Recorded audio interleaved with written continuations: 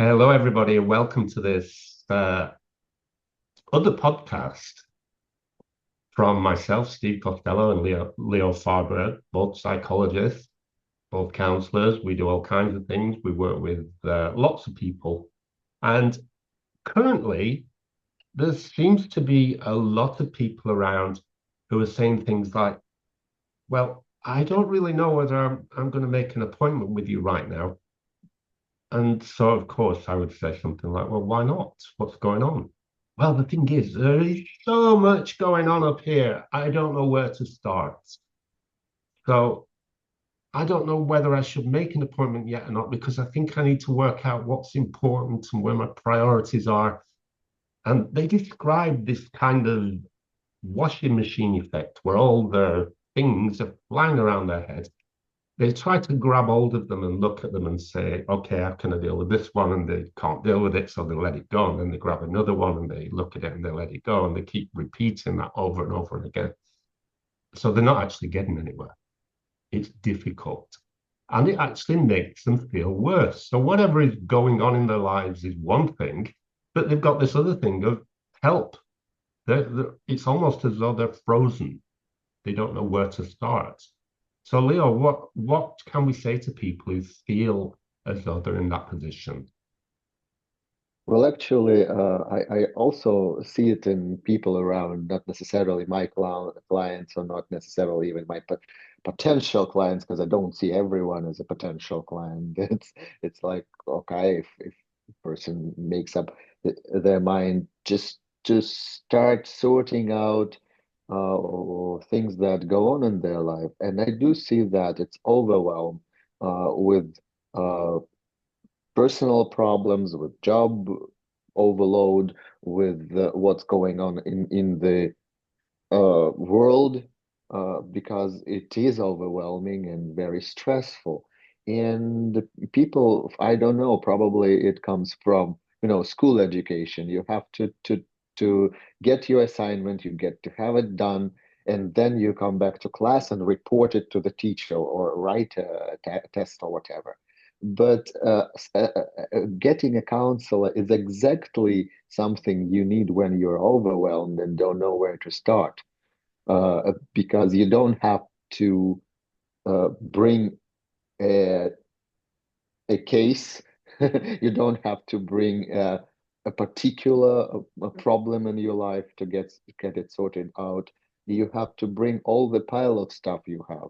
People like watching shows on TV like decluttering shows, or somebody helping a person, a team of whatever, a specialist helping a person to uh, do their wardrobe, So think of it as your mind is also like your room or your wardrobe. You got it all there. It was not on purpose. It just happened that way because you were overwhelmed, and you are overwhelmed. And so you get a counselor to help you declutter and sort out your wardrobe, sort out your stuff. And very often, even if a person comes to you and says, here is the problem, and says it's their problem, and I want to sort this one out, and then kind of starting talking and asking questions, you find out that actually it's not, uh, it's just an obvious one, and not the main one, and not the one where the thing started. And so we are the experts of finding the root of the problem. Yeah, absolutely. So I can think of two people right now, two good examples, and they're almost polar opposite examples as well. So one came with a very particular, this is my problem. And so we started to talk, and fairly quickly we discovered that the problem was actually very, very old. The real problem. It wasn't what she brought, it was something from way back in the past. So we worked on this thing way back in the past and brought it forward, brought it forward. And so we got to the problem that she presented. Interestingly, the problem that she presented became so insignificant by the time we got back to it that it was almost kind of like a comedy show. Oh, I said that. Oh, really? That doesn't matter anymore, which was really cool, you know. So it did matter, yes, it did, but it didn't have the weight. If she would have rated it 1 to 10 at the beginning, it would have been a 10. If she'd have rated it again after we'd been back and looked at all the things in her history, it would have rated a 2 or a 3. You know, so that was quite interesting. So that I think was cool. And then we get the other people who come along with a multitude of things, and they appear on the surface to be completely unrelated. I'm thinking of a person with a problem with a relationship, a problem at work, a problem with another member of the family, so not the relationship problem. And those things are very closely linked because of what's been going on in their lives generally. The example you used, you know, you get a school assignment and you've got to research it and you've got to study it and so on and so on. We're very much goal and target oriented. If we have high level jobs, quite often I have several people in that position right now. Quite often they come to me with challenges that are at work, seem to be at work, they're quite big challenges. But when you start to break them down, we find that the challenges actually exist in other aspects of their lives and they're the same things. They may be about communication, they may be about confidence, they may be about I feel like I'm not achieving, which is quite a common one. People Yeah, call very that much. limiting beliefs, but I think limiting beliefs is too kind of broad and general a term that doesn't usually help. The number of people who come to me and say, well, I have a limiting belief. One, all right. But it doesn't work like that, does it? So, how can we help people who think that's, and it's usually as well, I'm going to be a little bit critical of social media. They often come to me and say, I have a limiting belief because they've been following something on Facebook or Twitter or not Twitter, it's called X, Whatever. whatever. You know, so they've been following something that's kind of got them to believe that they have a limiting belief. And it's that that's causing the trouble. You know, so what can we say to those people? Apart from don't listen too much, don't take it too seriously, what you read in social media. I think no, well, they will not listen to us. They will, they will sit on social media and ask Dr. Google for whatever uh, advice they need in this field. Of course, they will get something like the most like influencers, not the real, because everyone is an influencer, everyone is an expert now in any field. Why don't you ask some person who has education and is practicing for themselves what they preach? And there are people like you and me. I don't say that we are just only those wise guys, gurus, not at all. But people get this information from other people who may be not proficient in this field, but like can present it well. And so actually, I think that when you feel, I think the main reason to get a counselor or to go into therapy, and again, depending on uh, what you, it depends on how you feel. If you feel frustrated, if you feel upset, if you feel suspicious about something going on in your family or whatever, don't wait until it swells and bursts out. Because actually feeling unwell, feeling tired, feeling frustrated, all from sensual and physical uh, sensations, being feeling unwell. Of course, if you think it's a disease, you're sick or you're ill, go to the doctor. But very often the doctors will not find anything what I call theirs. I usually refer my patients, my clients to doctors. You make sure what's that, whether it's a hormonal problem or whether it's that and that. But if they don't find their stuff, come back or come back with what they find, because then I'll be helping you to deal with your physical health issues, how it affects you, how you can navigate it, more of a coaching type, or self-regulation, which is also a very important part, how to help yourself get better or feel better, at least 10% better. And but otherwise, if you feel frustrated, if you feel down, if you feel that you probably know the reason, it may be quite obvious, but you cannot help yourself. You still have these contradictions in your head that, well, I know that I'm tired or feel bad, but I have to push it through. I have to achieve. When you feel there's a contradiction, come and that's our job to help you again prioritize things, uh, give extra tools to cope with the frustration or even physical feeling unwell. Because what we deal with is your nervous system. It's not just attitude or limiting belief. It's how your nervous system gets frozen when you face some challenge and you have only one way of resolving it. Limiting belief is not something to get rid of. A limiting belief is something to be, again, revised and uh, added more tools, because when you have one tool, you are limited. When you have like three tools, it gives you more freedom of choosing how Yeah, to deal with whatever. And so that's has, what is discussed with your counselor. That's why you need a counselor for. absolutely true. I just want to jump back to this idea of bursting. The Yeah. book, something happens, a relationship challenges. It doesn't really matter what it is. And it goes back to the idea of a school assignment. We've got this assignment, we've got to get through, we've got to get it presented and delivered, etc., etc. And many people are like that in life with their personal stuff. So there's a relationship thing that they might be kind of aware of, but they don't know exactly what's going on. So what they do, they sit on it. Okay, they might be vigilant for things happening in relation to that, but they sit on it.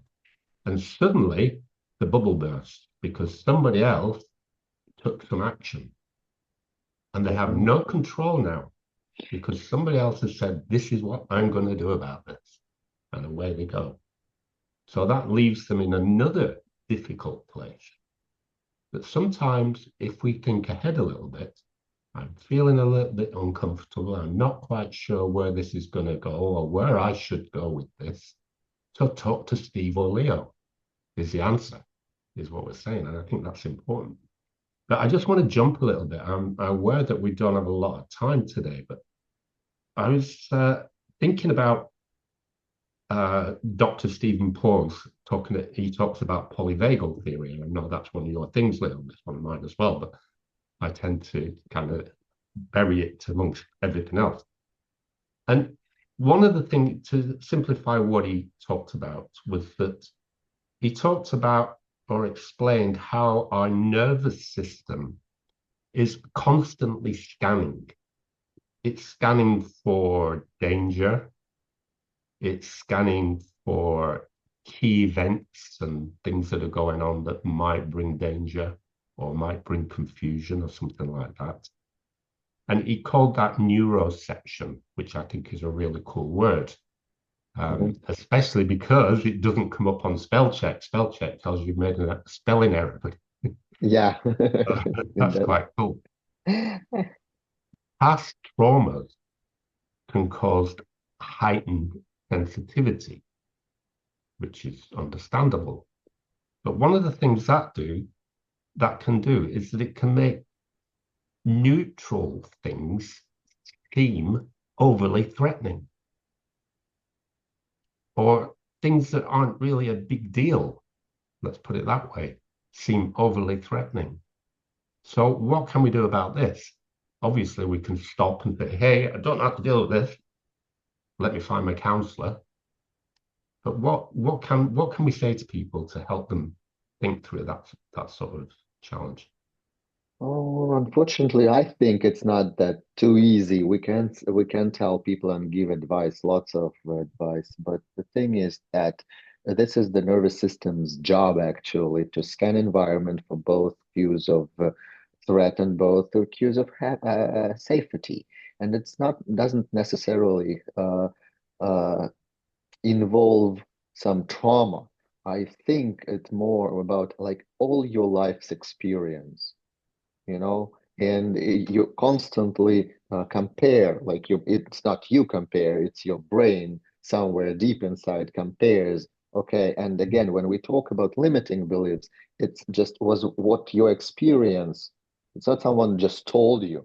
Even if someone told you with their words, like you just think about how many times your mother or your teacher said, "Oh, how many times I told you to do that and to not to act like this," and it didn't work. But sometimes it may be a phrase, but very more not obvious, but more realistic that it was your emotional experience somewhere where you get frightened or somewhere you get pushed on, like this is how it's done, or you got this idea from a blogger, from a book, from whatever, this is how it is done. And so when you face a problem, whatever problem it is, and you have just only one way of perceiving it. It's not just a decision made, it's not a conscious decision. Because on the conscious level, now it's so easy. You Google and you get this verbalized decisions, but you don't feel like you're scared. You cannot match them onto yourself because you've got another belief, because you've got some other experience in your life, and it's imprinted in your nervous system.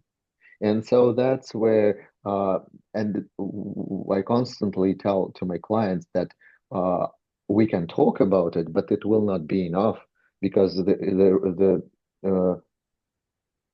aim of all the talking is to uh, make a plan, to make see the root, but then to implement that, you actually have to retrain your nervous system. And sometimes mindfulness, just bringing yourself to some neutral state before you are where you can kind of stabilize and uh, recharge and take a neutral view of all this mess. Like again, back to the idea of the eye of the storm, because when you were overwhelmed, it's like you are swirling in this washing machine with all your problems, and the closest one, like flying near you, you think that's the main one, but actually you are involved in this circling and washing Yeah. but what working with the counselor and also using stuff like mindfulness and other tools, it brings you in the middle, and so you sit in the center. Now you see the mess, and then you start from this neutral position. You will be able to again to see them as clusters, to see the priorities. And this is actually not just talking, it's also retraining your nervous system to get into this calm state, uh, focused state, and from this, and recharging your energy, because you may understand everything perfectly, you can learn like by textbook on psychology by heart, but it doesn't make you do things, or be able to do things, because if you are depleted, if you are in what is said now is popular psychology, not in your resource state, you won't be able to do that because you don't have energy to do that. You don't have motivation. You just know you have to, but there is no drive. There is Yeah. no Absolutely. flow. Battery And that is depleted. all that we can and should work. And don't wait until you get depleted and lay flat. Yeah. This one of the things that I like to talk about is mindful and mindful. When you say the two words, it's well, you just repeated the same Yeah. words, but not at all. Mindful and mindful, that place in the center where we're grounded and we can see all of the stuff going around us. too many people, unfortunately, find themselves in the mindful place. So we've got to help them transition from mindful to mindful. Hmm. That, I think, is a great place to be. Yeah. So, unless you have anything else, Leo, I think we ought to say bye bye for now. Yeah, I think it's enough for today. Yep. And remember, if you have a question, if you have a comment, if you have thoughts on this, leave a comment or send a direct message. You can always get in touch with us and we will always respond. If you're seeing this somewhere like YouTube or it's on one of the feeds in my name, you want to speak to Leo, just put at Leo, something like that, and we'll make sure that Leo gets the question. Alternatively, if you want to speak to me, just put Steve and we can manage that. Speak to you again really soon. Take care. Bye for now. And have a good week.